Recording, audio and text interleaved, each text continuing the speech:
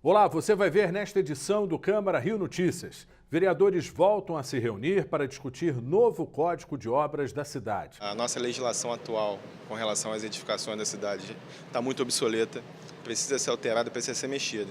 Presidente da Fundação Rio Águas apresenta na Câmara de Vereadores projeto relacionado ao rio Acari. E você vai conhecer a iniciativa de uma advogada que, após perder um filho, encontrou forças para ajudar crianças internadas em estado grave. A gente está tentando transformar toda essa dor em amor, né? Em amor ao próximo, em solidariedade, em empatia. Não saia daí, a gente volta já.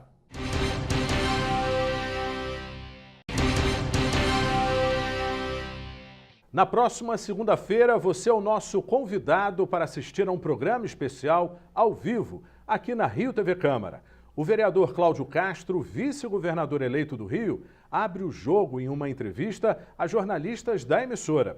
Portanto, não perca. É na segunda-feira, às 15h, ao vivo, na Rio TV Câmara.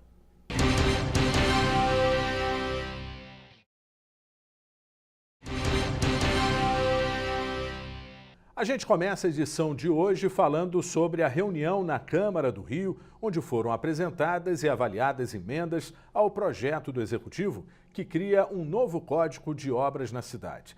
Depois de muita discussão, houve acordo entre os parlamentares para a votação do projeto em segunda discussão. A secretária municipal de Urbanismo participou do encontro e considerou a reunião positiva. A reunião aconteceu com a participação da secretária municipal de Urbanismo. Os parlamentares aproveitaram a oportunidade para apresentar e avaliar as emendas ao novo Código de Obras, que foi aprovado em primeira discussão.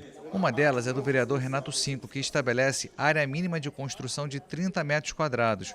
Hoje, o projeto prevê um mínimo de 25 e a média de 30 metros quadrados. Eu estou aqui até com uma certa vergonha, propondo que seja estabelecido o mínimo de 30 metros quadrados e a proibição de que os banheiros sejam integrados à cozinha e ao dormitório. Mas eu confesso que eu me sinto até um tanto envergonhado de apresentar, né, uma proposta de 30 metros quadrados, mas mesmo assim, né, os burocratas da prefeitura não se sensibilizam, né, e apesar de estarem aparentemente concordando com 25 metros quadrados, ainda estão tendo a disfarçatez de defender que 10 metros quadrados é assim suficiente. O atual Código de Obras possui mais de 500 artigos. Pela nova proposta, ele vai ter apenas 40. Entre as mudanças, destaque para: não será mais necessário que os prédios tenham um andar específico para play. Está permitida a construção de marquises. Prédios com até 5 pavimentos não vão ter elevador. Varandas não terão limite de área edificável. Para a secretária, a reunião com os vereadores foi fundamental para finalizar o projeto. Esse código vai trazer maior flexibilidade nas construções, vai trazer economia também nas construções e o modo de vida da população do século XXI vai ser atendido, né? As famílias se separam, elas estão hoje com mais individualidade, né, numa forma de morar, e a gente conseguiu negociar com os vereadores, o que foi muito importante hoje, ter o consenso de ter uma área mínima para as habitações, para as residências no Rio de Janeiro. A votação em segunda discussão do Código de Obras está prevista para esta quinta-feira. Apesar de todo o debate no plenário e nas reuniões com a Prefeitura, os parlamentares ainda mantêm posições diferentes sobre o assunto. Ele nasce com uma intenção muito bonita, que é a questão da mobilidade, construções perto de trens, metrô, de grandes transportes de massa. Mas quando você vai desmiuçando o projeto, você vê que não é nada disso. Você construir 5 andares sem elevador é não pensar nos idosos, nas grávidas, nos cadeirantes. Até mesmo se você tiver um acometimento ortopédico, alguma coisa que seja um trauma, que você vai ter que utilizar, você não tem elevador. Quer dizer, é desumano. A nossa legislação atual com relação às edificações da cidade está muito obsoleta, precisa ser alterada, precisa ser mexida. A Secretaria preparou um estudo, mostrou para a gente e nós, vereadores, estamos propondo algumas alterações que achamos que vão ser muito importantes. O fato é que hoje a legislação atual incentiva muito a favelização da cidade e a construção de novas moradias irregulares. Então a gente espera que com um novo Código de Obras aprovado, com as características que a gente acha que são necessárias para o desenvolvimento da cidade, isso possibilite fazer com que as pessoas possam ter mais condições de moradias mais dignas e a gente consiga fazer a cidade realmente se desenvolver. Na sessão plenária plenária desta quarta-feira, os parlamentares discutiram e aprovaram vários projetos de lei. 23 projetos estavam na pauta de votação em segunda discussão. Entre os projetos votados em segunda discussão, o projeto de lei de autoria do vereador Marcelino da Almeida, que dispõe sobre o serviço de transporte escolar do município. Esse projeto, ele vai dar às pessoas condições de trabalhar umas vans menores, aonde vai transportar essas crianças.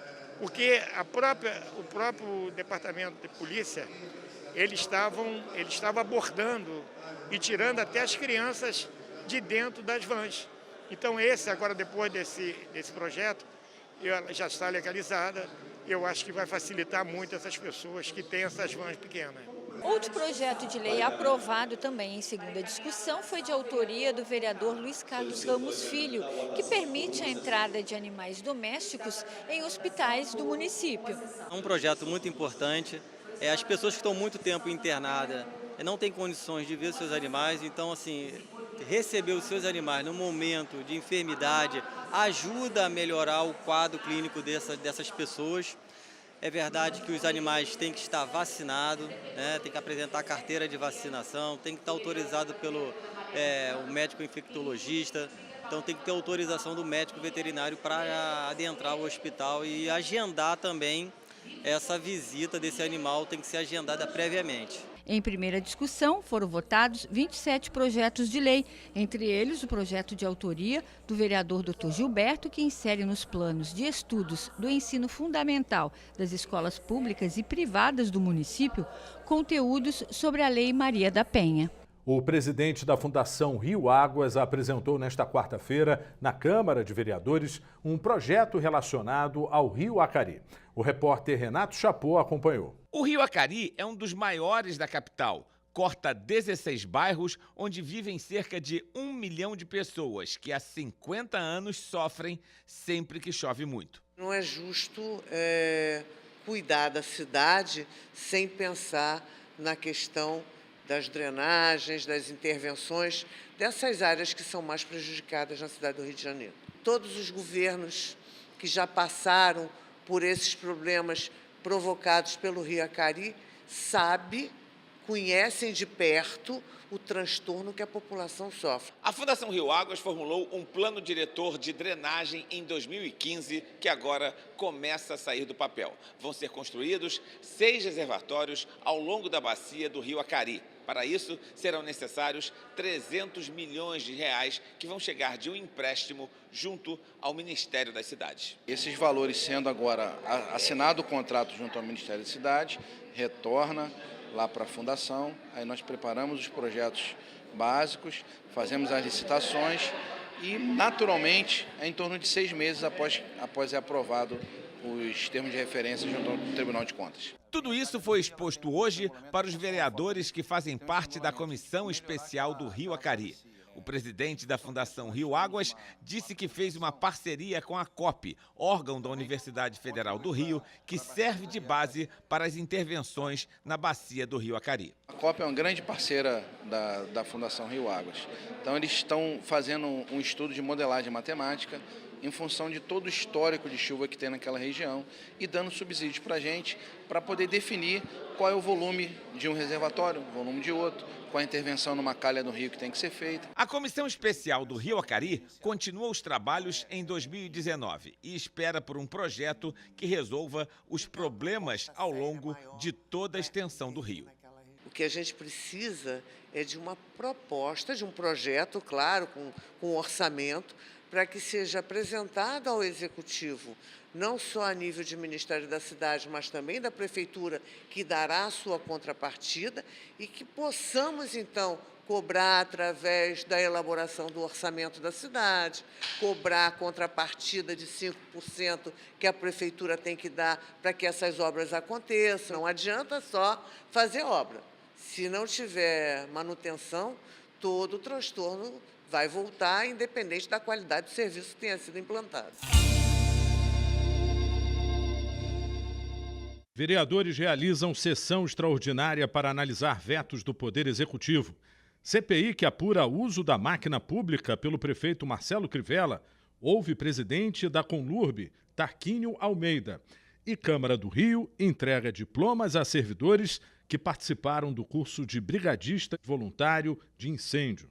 E você vai ver depois do intervalo. Uma advogada transforma a dor da perda do filho em ajuda a crianças internadas em estado grave.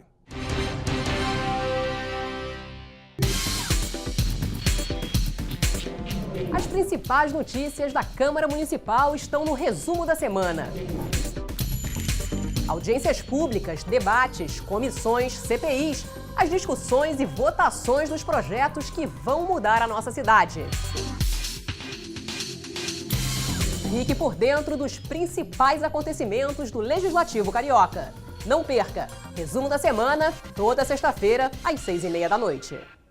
Hoje é possível viver com HIV. Mas a AIDS ainda existe e a luta contra a doença renasce cada dia mais forte. Que venham mais avanços para a prevenção, diagnóstico e tratamento em direção à tão sonhada cura. E que acabem de vez todas as formas de preconceito. Nós somos muito maiores que um vírus. 30 anos do Dia Mundial de Luta contra a AIDS. Uma bandeira de histórias e conquistas.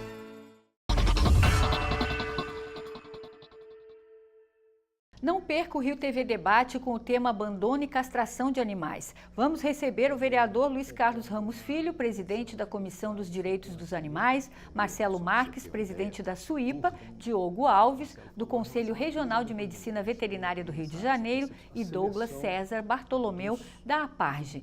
Segunda-feira, 2h da tarde. Até lá!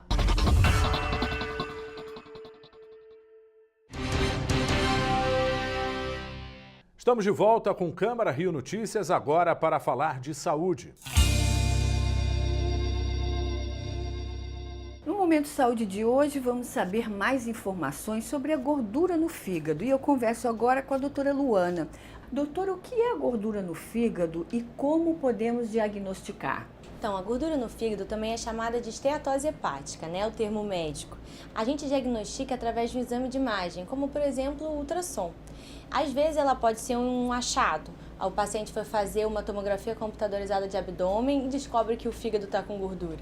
Mas para fazer o diagnóstico, geralmente a gente pede um ultrassom e algumas vezes a gente complementa esse diagnóstico com fibroscan para fazer a avaliação, o acompanhamento, saber melhor sobre a gravidade da esteatose hepática. Quem tem a gordura no fígado?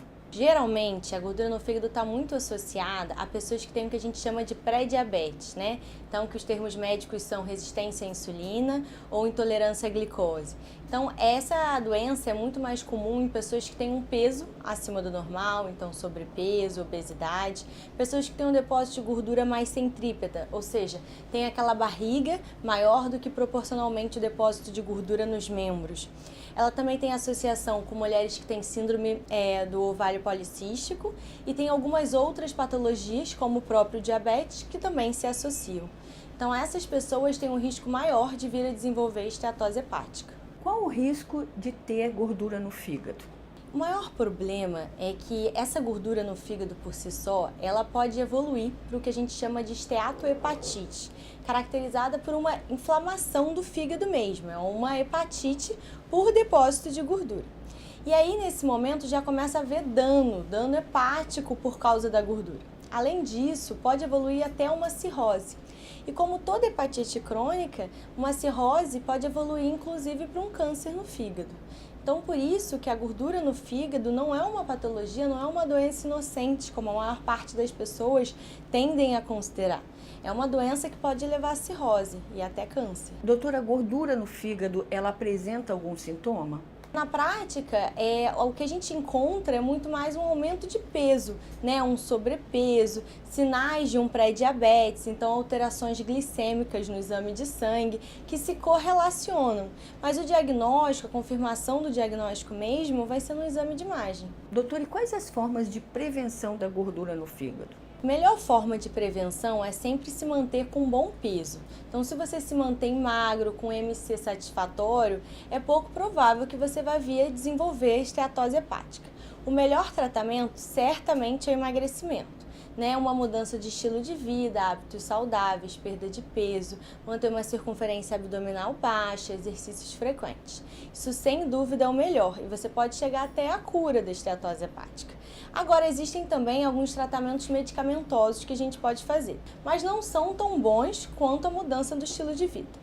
Dos tratamentos medicamentosos que a gente tem, a metformina é bem importante. A metformina é um remédio que é utilizado no diabetes também. Ele diminui a resistência à insulina e ele aumenta a saciedade. Então, ele indiretamente acaba fazendo com que a pessoa também perca peso. Além disso, a gente pode utilizar a vitamina E em alguns casos. Mas eu reforço que o melhor tratamento é perder peso, é perder circunferência abdominal. E tentar evitar carboidratos, tudo isso que está muito associado à gordura no fígado. Doutora Luana, muito obrigada pela sua entrevista e pelos seus esclarecimentos sobre o assunto. Eu que agradeço. Obrigada e até o nosso próximo Momento Saúde.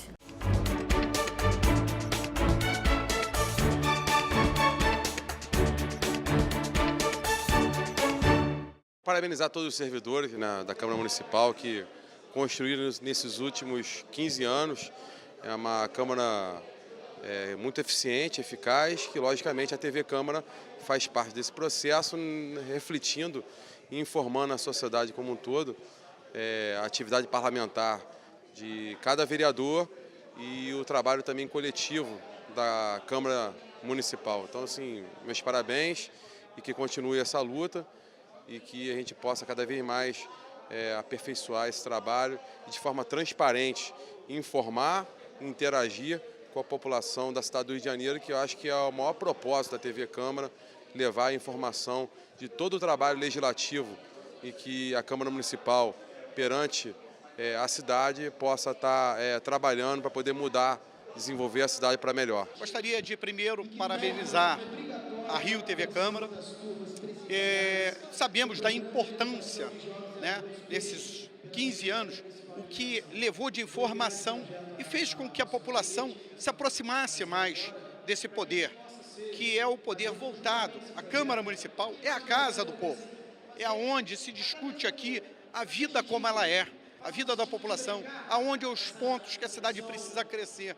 Então, a TV Câmara, a Rio TV Câmara, teve um papel fundamental, porque não havendo esse canal de abertura que leva a população a estar sempre com as informações que passa aqui nesse parlamento, os debates aqui desse parlamento, é muito necessário para que a gente possa, através da Rio TV Câmara, nós passamos a ter uma proximidade maior, passamos a ter uma relação melhor nas ruas, passamos a ser mais reconhecido através justamente da Rio TV Câmara e agradecer aqui aos presidentes, que foi o Sami, na época que iniciou a TV Câmara, o Ivan, que incentivou e investiu para que pudesse a TV Câmara vir crescendo e com o passar do tempo esses profissionais que vieram assumir aí a TV Câmara e dar toda essa dinâmica que vocês conseguiram dar, essa cara aí do Rio de Janeiro, fazendo com que ele esteja mais próximo ao poder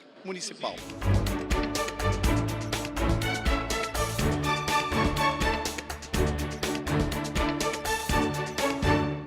A perda do filho de 18 anos em consequência de um atropelamento virou a vida de uma advogada de cabeça para baixo. Agora, um ano depois do acidente, a dor se transformou em um gesto de solidariedade. A advogada reformou a brinquedoteca de um hospital pediátrico da Ilha do Governador e equipou o espaço com brinquedos do filho. A iniciativa de Carla de Queiroz é o destaque do quadro Carioca do Bem de hoje.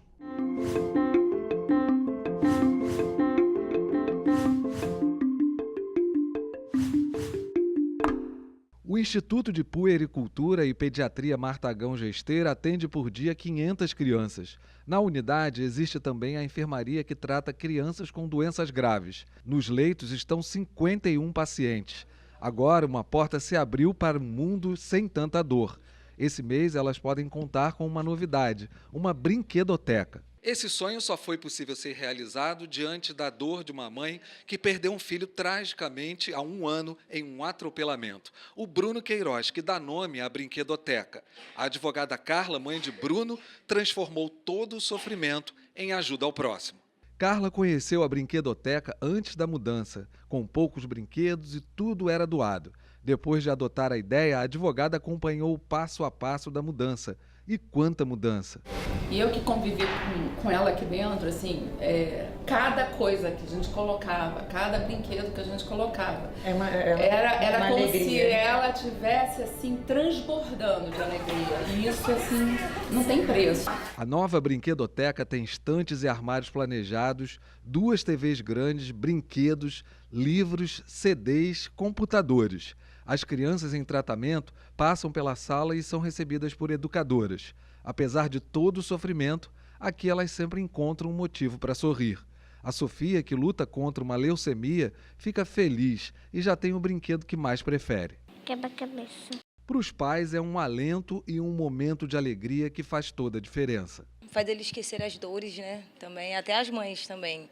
Gostei, a primeira vez que eu entrei foi assim, bem radiante, ela se encantou mais. Foi bem brilhante os olhos dela, né? A brinquedoteca foi inaugurada no dia 23 de novembro. Carla ficou muito emocionada, principalmente quando viu o nome do filho na placa. A ideia da advogada se transformou num projeto de vida, o BQ do Bem. O BQ do Bem, na minha vida, ele é como se fosse uma luz, né? Tudo que nos aconteceu está sendo ressignificado com o BQ do Bem.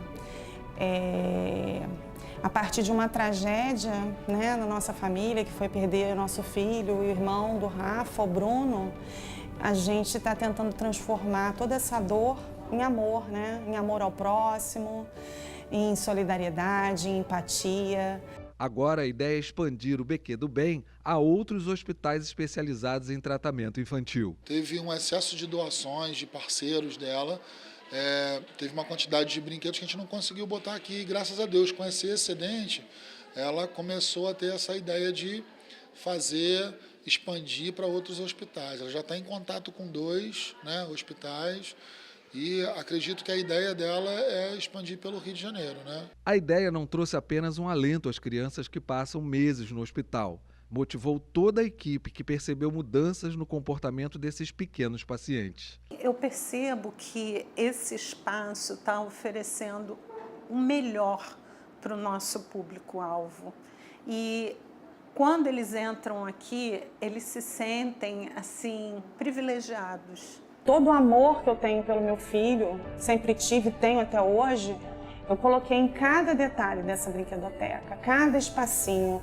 Foi pensado com todo amor do mundo para essas crianças que agora viraram um pouco meus filhos também. Se alguém já lhe deu a mão e não pediu mais nada em troca, pense bem, pois é um dia especial.